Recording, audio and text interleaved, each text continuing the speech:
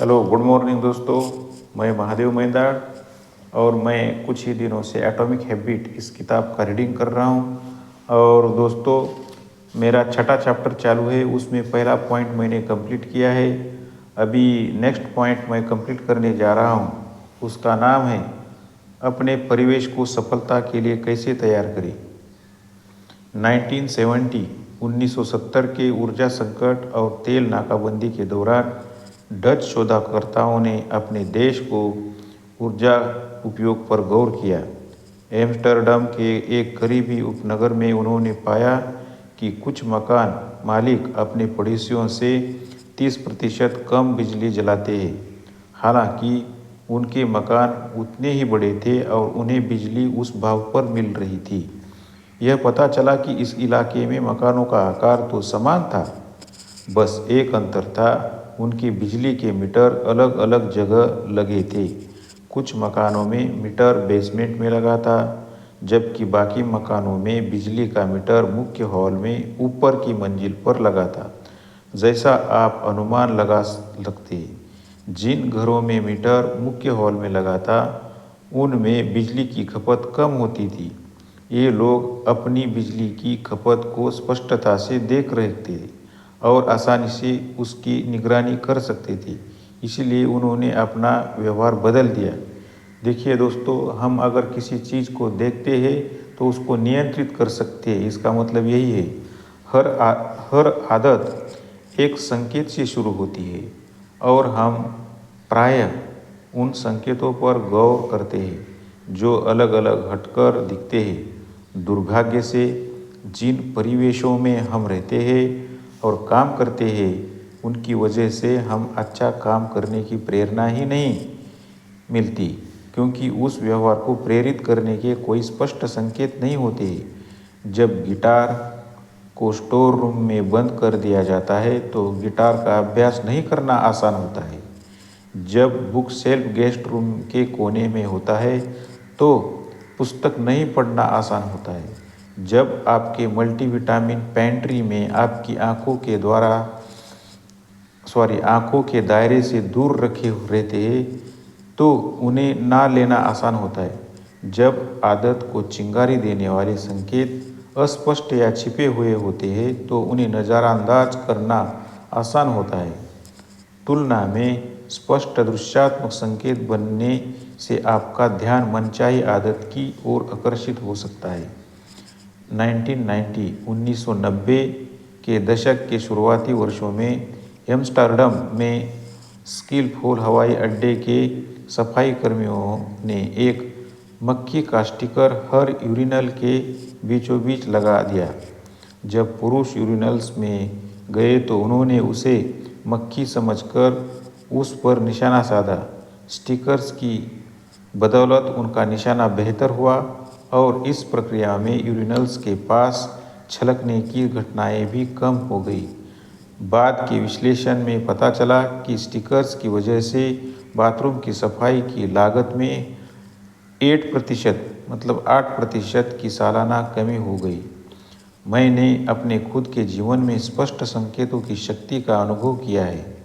मैं स्टोर से सेब खरीदकर उन्हें फ्रिज के सबसे नीचे वाले बॉक्स में रख देता था और फिर उनके बारे में पूरी तरह भूल जाता था। जब तक मुझे याद आता था तब तक सेब खराब हो चुके होते थे। वे मुझे कभी दिखाई नहीं दिए, इसीलिए मैं उन्हें कभी नहीं खा पाता था। सौभाग्य से अंततः मैंने खुद की सलाह मानी और अपने परिवेश को नए सिरे से जमाया। मतलब जो सामने दिखता है वहीं पर ध्यान जाता है। मैंने एक बड़ा डिस्प्ले बाउल खरीदकर और उसे किचन काउंटर के बीचों बीच रख दिया। अगली बार जब मैं सेब खरीद कर लाया तो मैंने उन्हें वहीं रखा, खुले में, जहां वे मुझे आसानी से दिख जाते थे, लगभग जादू की तरह। मैं हर दिन कुछ सेब खाने लगा, क्योंकि वे ओझल नहीं थे बल्कि आंखों के ठीक सामने स्पष्ट रूप से रखे हुए थे। यहाँ कुछ तरीके बताए जा रहे हैं जिनकी मदद से आप अपने परिवेश को नए सिरे से तैयार कर सकते हैं। और अपनी पसंदीदा आदत के संकेत को ज़्यादा स्पष्ट बना सकते हैं। अभी कुछ तरीके बताए गए हैं। अगर आप हर रात को दवा लेने की याद रखना चाहते हैं तो अपने गोलियों की शीशी को बाथरूम काउंटर पर नल के पास रखें। अगर आप ज़्यादा बार गिटार का अभ्यास करना चाहते हैं तो अपना गिटार लिविंग रूम के बीचों बीच रखना चालू कर दें। अगर आप धन्यवाद की चिट्ठियाँ ज़्यादा भोजन चाहते हैं तो अपनी डेस्क पर स्टेशनरी रखें। अगर आप ज़्यादा पानी पीना चाहते हैं तो हर सुबह कुछ बोतलें भरकर उन्हें घर में ऐसी जगह पर रखें जहां आप ज़्यादा जाते हैं। अगर आप किसी आदत को अपने जीवन का एक बड़ा हिस्सा बनाना चाहते हैं तो उसके संकेत को अपने परिवेश में महत्वपूर्ण स्थान दें। सबसे प्रबल व्यवहारों के आम तौर पर एक ज़्यादा संकेत होते हैं। जरा सोचें, सिगरेट पीने वाला कितने कारणों से सिगरेट पीने के लिए प्रेरित हो सकता है। कार चलाते समय किसी दोस्त को सिगरेट पीते देखकर, कामकाज में तनाव महसूस करने पर इत्यादि। यही रणनीति अच्छी आदतों के मामले में भी लागू की जा सकती है। अपने आसपास के माहौल में अच्छी आदतों के संकेतों को छिड़काव कर दें। इससे वह संभावना बढ़ जाती है कि आपको दिन भर उस आदत की याद आती रहेगी। यह सुनिश्चित करें कि सर्वश्रेष्ठ चयन सबसे स्पष्ट हो।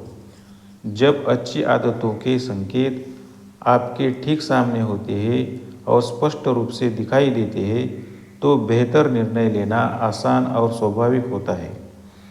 परिवेश योजना मतलब जो सामने आता है उसको परिवेश योजना बोलते हैं। परिवेश योजना की शक्ति का एक कारण यह है कि यह इस बात को प्रभावित करती है कि हम संसार के साथ कैसे संलग्न होते हैं।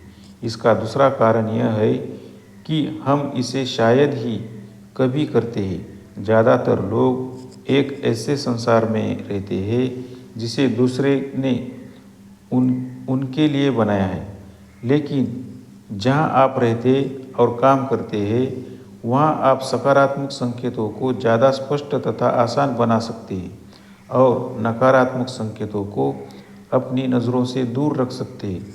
परिवेश योजना बागडोर आपके हाथ में थमा देती है और आपको अपने जीवन का आर्किटेक्ट बना देती है। संसार के उपभोक्ता नहीं, डिज़ाइनर बने। तो दोस्तों, पृष्ठभूमि ही संकेत है। ये पॉइंट हम सीखेंगे। जो संकेत किसी आदत को प्रेरित करते हैं वे शुरुआत में बहुत विशिष्ट हो जाते हैं, लेकिन समय के साथ आपकी आदतें किसी एक अकेले संकेत से नहीं जुड़ जाती रहती है। वे तो व्यवहार के आसपास की पूरी पृष्ठभूमि से जुड़ी रहती है। मिसाल के तौर पर कई लोग अकेले में जितनी शराब पीते हैं दूसरे के साथ रहने पर उससे ज़्यादा शराब पीते हैं। कोई एक निश्चित चीज़ नहीं बल्कि पूरी स्थिति ही संकेत बन जाती है। आप अपने दोस्तों को ड्रिंक्स का ऑर्डर देखते हैं, बार में संगीत सुनते हैं, बियर्स को देखते हैं। हम मानसिक रूप से अपनी आदतों को वह जगह आवंटित कर देते हैं जहां वे घटित होती है। घर, ऑफिस, जिम, हर जगह के निश्चित आदतों और दिनचर्या के अलग अलग जुड़ाव बन रहते हैं। आप अपनी डेस्क पर रखी वस्तुओं, अपनी किचन काउंटर पर रखी चीज़ों या अपने बेडरूम की चीज़ों के साथ एक खास संबंध स्थापित करते हैं। हमारा व्यवहार परिवेश की वस्तुओं से प्रभावित नहीं होता बल्कि उनके साथ हमारे संबंध से परिभाषित होता है।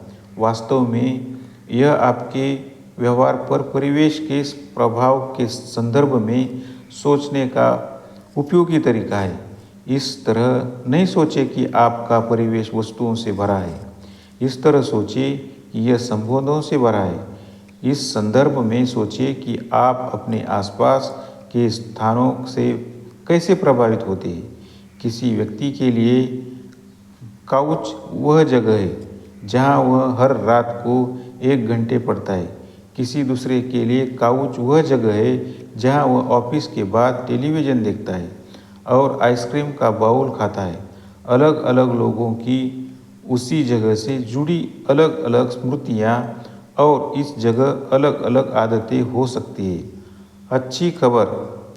अच्छी खबर, आप किसी खास आदत को एक खास पृष्ठभूमि से जोड़ने के लिए खुद को प्रशिक्षित कर सकते हैं। एक अध्याय में वैज्ञानिकों ने अनिद्रा के रोगियों से कहा कि वे नींद आने पर ही बिस्तर पर जाएं। उनसे कहा गया कि अगर उन्हें नींद नहीं आ रही है तो वे तब तक अलग अलग कमरे में बैठे जब तक कि उन्हें नींद नहीं आने लगी। समय के साथ प्रतिभागी बिस्तर की पृष्ठभूमि को सोने के काम से जोड़ने लगे और इस वजह से बिस्तर पर जाने के बाद जल्दी सोना आसान हो गया। उनके मस्तिष्क ने सीखा कि उस कमरे में फ़ोन पर ब्राउजिंग करना या टेलीविज़न देखना या घड़ी को घूरना नहीं होता था। सोना ही एकमात्र काम था जो उस कमरे में होता है। पृष्ठभूमि की शक्ति एक महत्वपूर्ण रणनीति को भी उजागर करती है। नए परिवेश में आदतें बदलना ज़्यादा आसान होता है। इससे उन सूक्ष्म संकेतों से बचने में मदद मिलती है जो आपको आपकी वर्तमान आदतों की ओर धकेलते हैं। किसी नई जगह पर जाए, एक अलग कॉफ़ी शॉप, पार्क की बेंच, आपके कमरे का वह कोना जिसका आप सबसे कम इस्तेमाल करते हैं और वहाँ एक नई दिनचर्या शुरू करें। प्रतिस्पर्धी संकेतों के सामने नई आदत डालना मुश्किल होता है, जबकि नई आदत को नई पृष्ठभूमि के साथ जोड़ना ज़्यादा आसान होता है। अगर आप हर रात अपने बेडरूम में टेलीविज़न देखते हैं तो जल्दी सोना मुश्किल हो सकता है। अगर आप लिविंग रूम में हमेशा वीडियो गेम खेलते हैं तो वहाँ बिना व्यवधान के पढ़ना मुश्किल हो सकता है। लेकिन जब आपने सामान्य परिवेश से बाहर कदम रखते हैं तो आपके व्यवहार संबंधी पूर्वाग्रह पीछे छूट जाते हैं। आप पुराने परिवेश के संकेतों से युद्ध नहीं लड़ सकते हैं, इसलिए नई आदतें बगैर किसी बाधा के बन सकती है। ज़्यादा सृजनात्मक तरीके से सोचना चाहते हैं, ज़्यादा बड़े कमरे में जाए, छत पर जाए या फैले हुए आर्किटेक्चर वाली इमारत में जाए। अपने दैनिक कामों की जगहों से दूर जाए क्योंकि वे जगह आपकी विचार प्रक्रियाओं से जुड़ी हुई है। ज़्यादा स्वास्थ्यवर्धक खाने की कोशिश कर रहे हैं। संभवतः आप अपने नियमित सुपरमार्केट में बिना सोच विचार के खरीदारी करते हो। किसी नए सुपरमार्केट में जाकर देखें। अस्वस्थ भोजन से बचना तब ज़्यादा आसान होता है जब आपको मस्तिष्क को यह पता नहीं होता कि यह स्टोर में कहाँ रखा है। अगर आप परिवेश में नहीं जा सकते हैं तो अपने वर्तमान परिवेश को दोबारा परिभाषित या व्यवस्थित करें। कामकाज, अध्ययन, व्यायाम, मनोरंजन और कुकिंग के लिए अलग अलग जगह बनाएं। इस मामले में मुझे यह मंत्र उपयोगी लगा है, एक जगह एक इस्तेमाल। जब मैंने उद्यमी के रूप में अपना करियर शुरू किया तो मैं अक्सर अपने काउच या किचन टेबल से काम करता था। शाम को मुझे काम रोकने में बहुत मुश्किल आती थी। कामकाज के समय के अंत और व्यक्तिगत समय की शुरुआत के बीच कोई स्पष्ट विभाजन नहीं था। सवाल यह था, क्या किचन टेबल मेरा ऑफिस थी या फिर भोजन करने की जगह थी? क्या काउच मेरे आराम करने की जगह था या वह जगह थी जहाँ से मैं ईमेल भेज सकता था? हर चीज़ उसी जगह पर होती थी। कुछ साल बाद आखिरकार मैं एक ऐसे घर में पहुंचा जिसमें मेरी ऑफिस के लिए एक अलग कमरा था। अचानक काम वह चीज़ बन गया जो उस कमरे के अंदर होता था। और व्यक्तिगत जीवन ऐसी चीज़ थी जो उस कमरे के बाहर होता था। जब मेरे कामकाजी जीवन और घरेलू जीवन के बीच एक स्पष्ट विभाजन रेखा बन गई तो मेरे मस्तिष्क के पेशेवर पहलू को पूरी तरह बंद करना ज़्यादा आसान हो गया। हर कमरे का एक मुख्य इस्तेमाल था। किचन खाना बनाने के लिए था, ऑफिस काम करने के लिए था। जब भी संभव हो एक आदत की पृष्ठभूमि को दूसरी के साथ मिश्रित करने से बचें। जब आप पृष्ठभूमि को मिश्रित करने लगते हैं तो आप आदतों को मिश्रित करने लगेंगे और ज़्यादा आसान आदतें आमतौर पर जीत जाएगी। इसी कारण आधुनिक प्रौद्योगिकी की बहुउपयोगिता एक शक्ति भी है और कमजोरी भी। आप अपने फ़ोन का इस्तेमाल सभी तरह के कामों के लिए कर सकते हैं, जिससे यह एक शक्तिशाली यंत्र बन सकता है। लेकिन जब आप लगभग हर चीज़ करने के लिए अपने फ़ोन को इस्तेमाल कर सकते हैं, तो इसे किसी एक काम से जोड़कर देखना मुश्किल हो जाता है। आप उत्पादक होना चाहते हैं, लेकिन आप फ़ोन खोलने पर आप आदतन उस पर सोशल मीडिया देखने लगते हैं, ईमेल चेक करने लगते हैं और वीडियो गेम खेलने लगते हैं। यह संकेतों के गड़बड़ झाले की वजह से होता है। आप सोच सकते हैं, आप सोच सकते हैं, आप समझते नहीं हैं। मैं न्यूयॉर्क में रहता हूँ। मेरे अपार्टमेंट का आकार स्मार्टफोन जितना बड़ा है। मुझे इस बात की ज़रूरत है कि हर कमरा एक से ज़्यादा भूमिका निभाए। आपकी बात सही है। अगर जगह सीमित है तो अपने कमरे को कई गतिविधि क्षेत्रों में विभाजित करें। एक कुर्सी पढ़ने के लिए, एक डेस्क लिखने के लिए, एक टेबल खाने के लिए। आप अपने डिजिटल स्थानों के साथ भी ऐसा कर सकते हैं। मैं एक लेखक को जानता हूँ जो अपने कंप्यूटर का इस्तेमाल सिर्फ लिखने के लिए करता है, अपने टेबल का इस्तेमाल सिर्फ पढ़ने के लिए करता है और फ़ोन सिर्फ सोशल मीडिया और टेक्स्ट मैसेज भेजने के लिए होता है। हर आदत का एक दर होना चाहिए। यदि आप इस रणनीति पर काम कर सके तो हर पृष्ठभूमि एक खास आदत और विचार की अवस्था से जुड़ी जाएगी। आदतें किसी जगह की प्रत्यक्षित परिस्थितियों में फलती फूलती है। जब आप अपनी कामकाजी डेस्क पर बैठते हैं तो एकाग्रता अपने आप आ जाती है। तनाव रहित होना ज़्यादा आसान होता है जब आप उस उद्देश्य से निर्मित जगह पर होते हैं। नींद जल्दी आती है जब आप आपके बेडरूम में होने वाली इकलौती चीज़ होती है। अगर आप स्थिर और प्रत्याशित व्यवहार चाहते हैं तो आपको एक स्थिर और प्रत्याशित परिवेश की ज़रूरत होती है। एक स्थिर परिवेश वह परिवेश होता है जहाँ हर चीज़ की एक जगह और एक उद्देश्य होता है। ऐसे परिवेश में आदतें आसानी से बन सकती है।